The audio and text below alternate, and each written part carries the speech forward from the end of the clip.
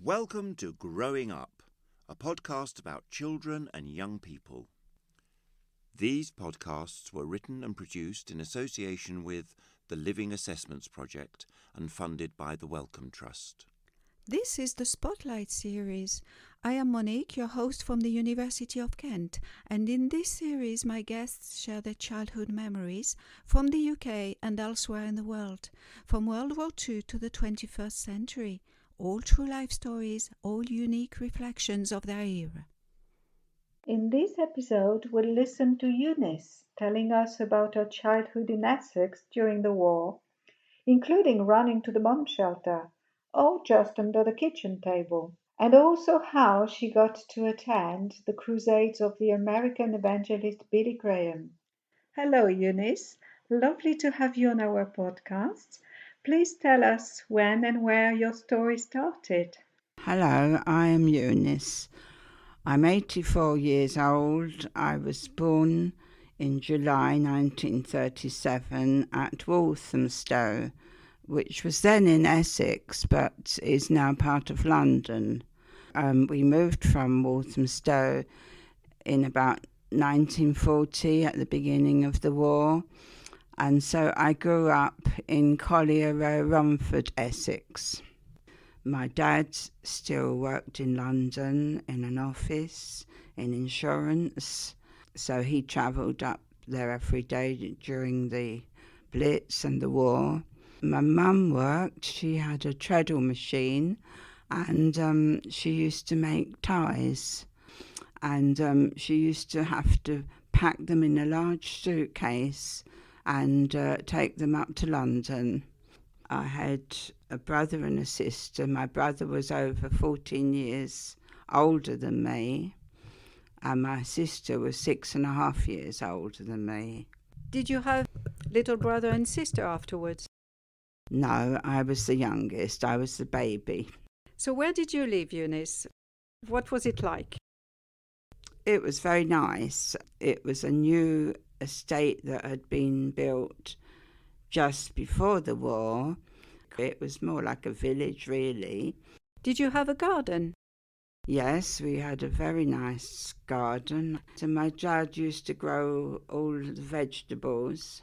And of course we had an Anderson shelter in the garden. When the air raid siren went, the welly boots were by the back door, which was in the kitchen, and we very quickly had to get into the welly boots and the jacket or coat because it would be cold, it was at night, and run down to the shelter, which we actually shared with the neighbours next door. It was a big shelter. Given the age difference, did you play with your siblings? Not with brother. My sister tried to amuse me, so she made me a rag doll out of, I don't know, bits and pieces, which I loved, of course. And we had a cat, a big, large Persian cat, and he used to sit in her doll's pram, and I was allowed to use her doll's pram as I got a little bit older. Do you remember the cat's name? Yes, his name was Sir Mick, because he was a big cat. Where did you play when it rained? Well, I wouldn't have played out anyway because the war was on. No, just indoors, I suppose, really. After the war, we played out in the street. All the children in the street. So you knew all the children in the street. And if you were hurt or sad, who would you go to for comfort? My sister. What was your sister's name? Her name was Beryl. And she was your best friend, nearly? Yes, I was a very shy child. I suppose I was almost like an only child because of the age gap. School is a very important part of childhood, obviously. What is your first memory of school? I remember my first day going to school. There were a boy and girl that lived opposite. Her name was Mary and her brother's name was Frankie. And Frankie was going to start school with me. at the same time, and Mary took us both to school our first day at school and brought us home for lunch and took us back after lunch and brought us home again. How far was the school from your home and how did you get there? We walked there, of course. It wasn't very far. It wouldn't have taken us very long, really. Did you like your school? No. No, I was very shy. I was very scared, I think. Frankie was in my class. So there were two sister teachers. They sat me in the front with a little chalkboard and you were supposed to write your sums on it. And she was very handy with the ruler. If you weren't paying attention, she would tap your hand with the ruler, which really hurt. So I wasn't very happy, no. What about your secondary school? Our secondary school was different. We didn't have a school nearby, but there was one being built probably about a mile away called Chase Cross, which was North Romford. And so for 2 terms, we had to get on a coach and go to an all-girls school. I hated it. And most of the children that came from our school, which was called Clockhouse Lane, which is still there, by the way, hated it as well. But we were only there for 2 terms, and then we were moved to the brand new school, which was really, really lovely. Our lives changed, all of us. We felt the same. So Eunice, I'm intrigued. Why did you hate so much that first temporary school for 2 terms?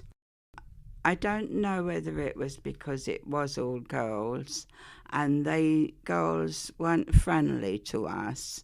I think most of us had been born and brought up in London, and these girls, I think they all lived in much bigger houses and their parents had much more money, perhaps, and they seemed to look down on us and make fun of us.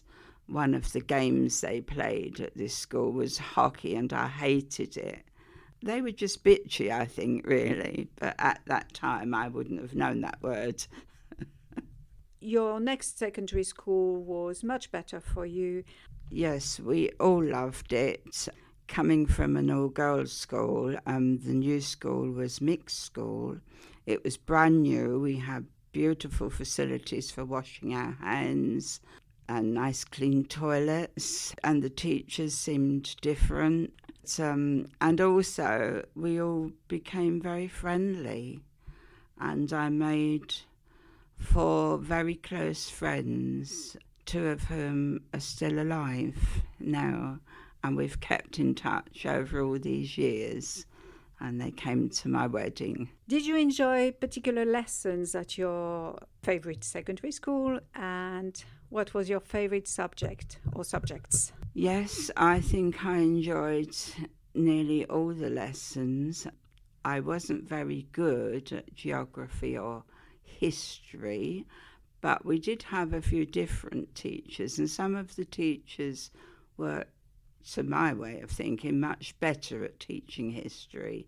Some were very boring, and on our last year at school, if we were in the top class, which I was, we were allowed to learn shorthand and typewriting. Did you do sports at school? Yes, we had a gymnasium. Sports was definitely not me. I didn't like any of it. I didn't mind PE, but I didn't like sport games. I didn't like them at all. But I did like swimming. We used to go on a coach to the swimming pool once a week, and I learnt to swim when I was 14. I'd learnt to play the piano when I was 10 years old, and I was quite good. I went through to grade 8, and they started having concerts, and I had to go and perform in a concert. I was very, very nervous, but I did it. So how come did you learn the piano? Well, my grandmother died and she had a piano, so my mother inherited the piano. The lady next door was Welsh, and she used to play the organ in the local church. And she heard us tinkling on the piano, and she said to my mother, "Oh, I can teach them to play." So she did. Were there any disabled children at your school?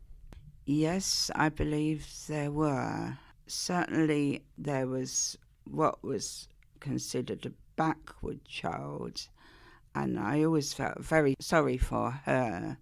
She had big glasses, and she had some kind of impediment with her speech, and I always felt sorry for her. When we played games and there were sides, you had a leader for each side, and they had to pick out their team, and she was always the very last one left at the end, which must have been so awful for her.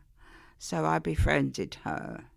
Physical, I don't remember anyone with physical disabilities, really. So that particular little girl you befriended, apart from games, how would you say she was treated by the other pupils and the teachers? I don't think they meant to be unkind. Perhaps they just didn't think, thoughtless, I don't know. The teachers were fine with her as far as I remember. Have you experienced or witnessed behavior that could be called bullying? No, I don't remember anything like that. Then that is good. If you could remember your school in a smell, what would it be? So the smell I remember from the infant and junior school was a damp smell, an earthy smell. We had no heating in the school then.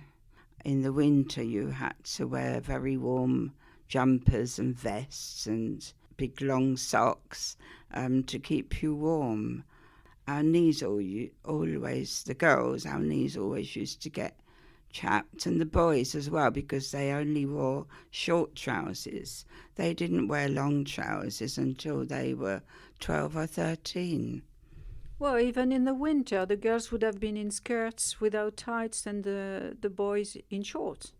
Yes, there were no such thing as tights, and presumably it was a leftover from the war because, of course, material was on ration and clothes were on ration for quite a long time after the war. And did you do after-school activities or sports?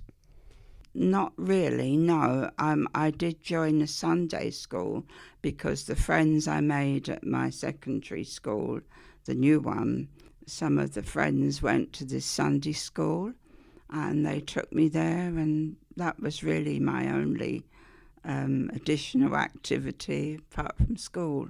What did you do in the evenings? I think we used to have our dinner about 7 o'clock, and then we used to listen to the radio. That was it, really.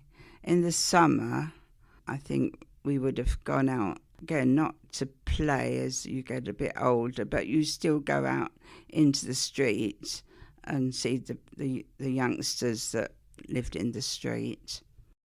Did you have a best friend? Yes, she was my bridesmaid, and I still have her.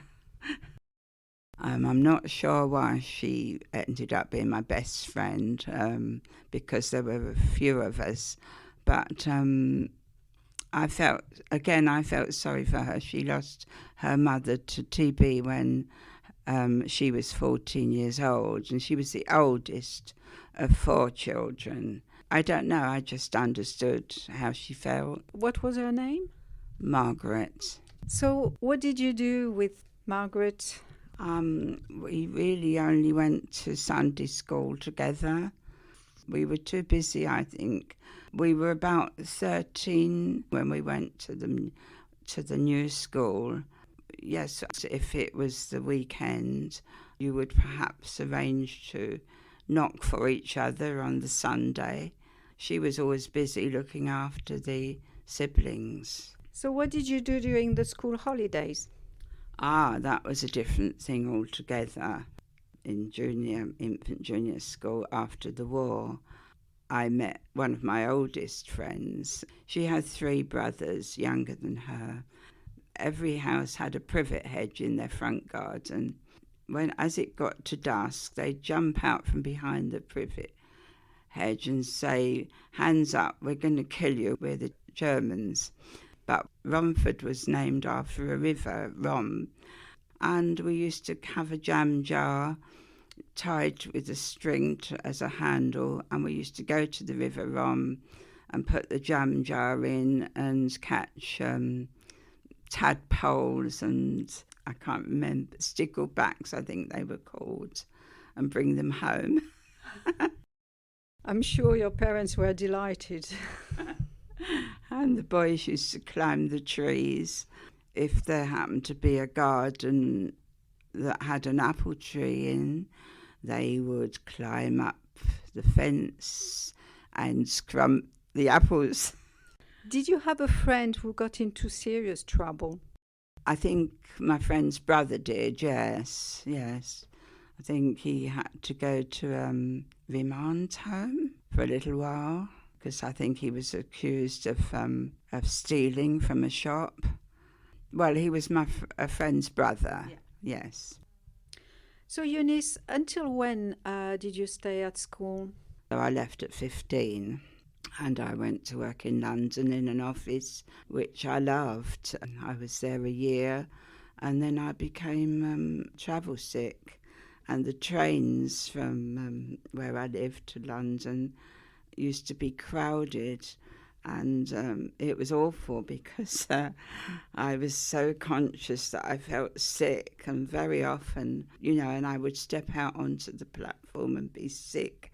So I had to give up that job after a year and work locally, which is where I met my husband. Eunice, you told me earlier about somebody called Billy Graham. Can you tell me a bit more about him? Yes, when I was working in London in about 1953, this evangelist from America came over called Billy Graham, and he had these different arenas to have these, what they called the Billy Graham crusades. It was sort of, I can't think of the expression that you would use now, but it was hysteria, really, and all the young people were going to it, and he was trying to persuade them to that Jesus would save their lives, and we all went to it. So going back to the time before you went to work, so before the age of 15, did you used to get any pocket money or money as a gift or reward for doing chores? No, didn't get any pocket money or any money for doing chores. Sometimes I had an uncle that would visit. He would give us a florin. I think it was a florin, which was 2 shillings, which in today's money would be 10 pence, I believe, which we thought was ever such a lot of money to buy some sweets. Did you go on holiday? Yes, the first holiday very clear in my memory was 1946, and we went to Deal because our grandmother knew somebody that had moved to Deal, and they had a bed and breakfast accommodation. So we went on the train to Deal, and that was the first time I would have been, 1946, I would have been 9. That was the first time I'd seen the sea. So that is Deal in Kent, the seaside resort. So how long did you stay there? I think we stayed there a whole week. What did you do? The landlady had a little girl who was, I think, a little bit older than me. She had some kind of rubber sandals that you wore because it's a pebble beach. that would hurt your feet, and it was quite a sharp incline down to the sea. Of course, I couldn't swim, and my mum had made me a swimming costume, which she'd knitted, and as I got in the water, it all went down well below my body onto my knees, so I was virtually naked. What is your best holiday memory? That was it, really, going into the sea. It was sort of wondrous, I'd never seen the sea, so it was a really marvellous experience. It was cold. Did you and your family eat your meals together?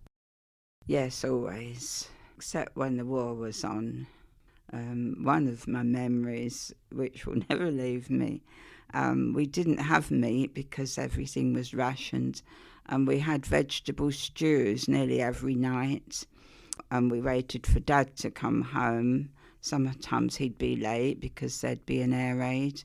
Very often we had a starch white tablecloth. She'd just dish up all these stews into the stew dishes.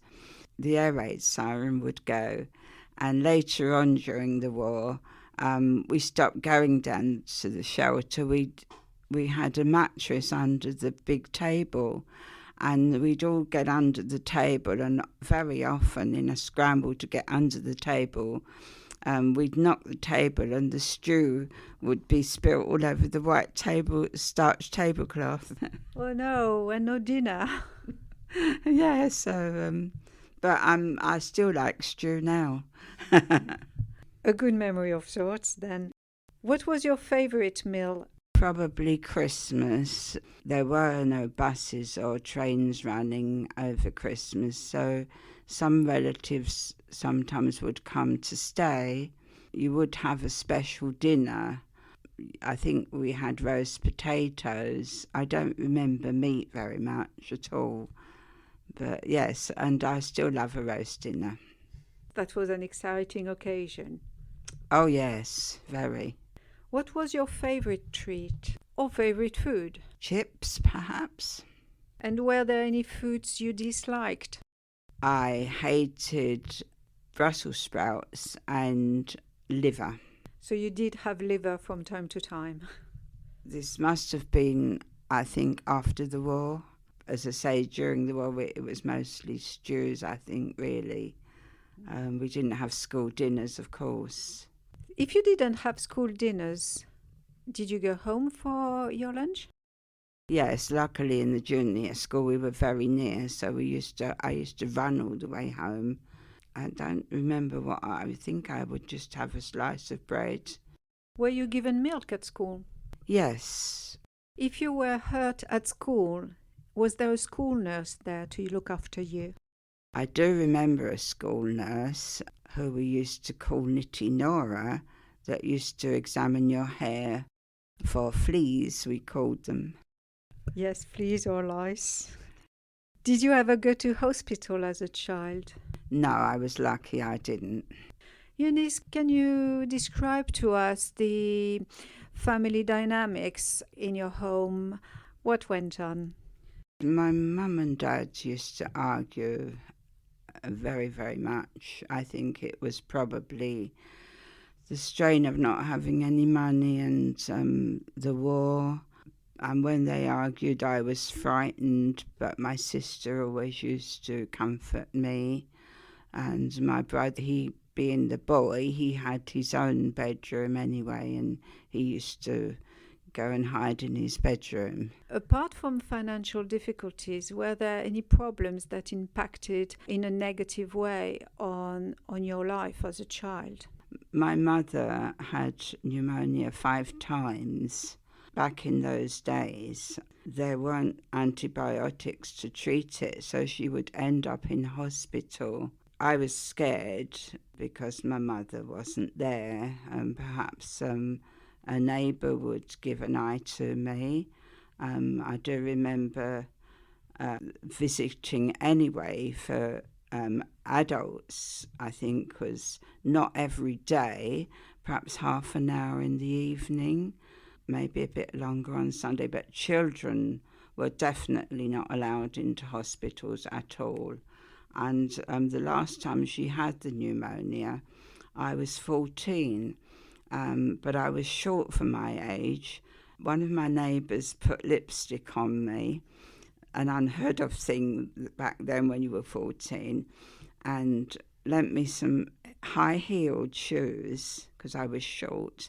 And my dad, who was tall, and my brother, who was tall, and my sister, who was tall, I was the short one, you had to wait outside a big gate in front of the hospital, a bit like school gates are now. And then it was opened and everyone rushed in.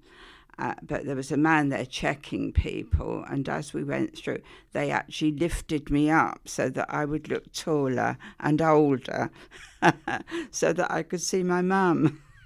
So you managed to visit your mum on that occasion? On that last occasion when she had pneumonia, yes.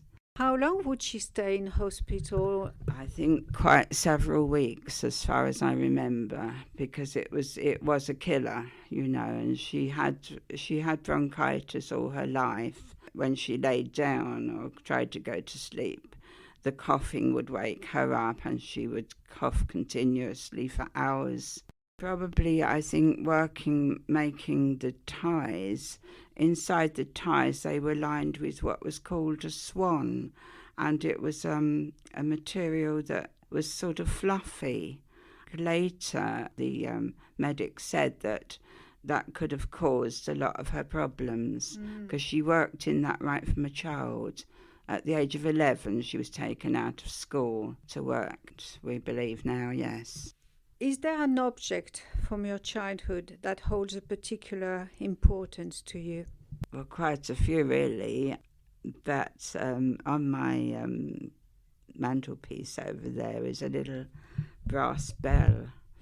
And I remember that as an ornament in my home as a child. And I used to love ringing the bell. And you've kept it all this time? Thinking back about your childhood, what would you say was your happiest time then?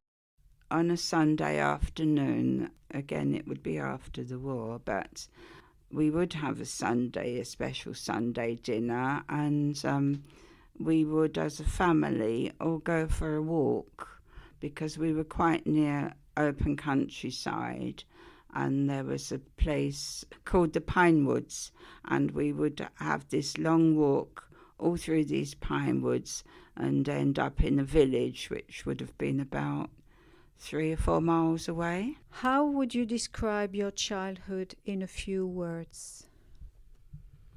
Oh, that's a hard one. Freedom. Yes, freedom apart from bombs dropping, but we didn't have any worries. We could go outside and play all day outside. We didn't have any worries. We would walk miles. We knew every road and park and everywhere around us. We didn't have cars or bicycles. It was walk everywhere. Do you smile when you remember your childhood? Would you say it was a happy childhood, or would you qualify that? Yes, I don't think it was particularly happy or unhappy. We had fun. Since it was happy, yes. Can you see today the influence of your childhood experiences or your upbringing on the person you are now? Yes, definitely. And lastly, Eunice, what advice would you give to your 10-year-old self? I think we used to have autograph books, and one of the teachers put in my autograph book, to thine own self be true, and that would be my advice. Thank you, Eunice. If you've enjoyed this episode, follow us on Twitter at living_assess. To find out more, search online for the Living Assessments Project.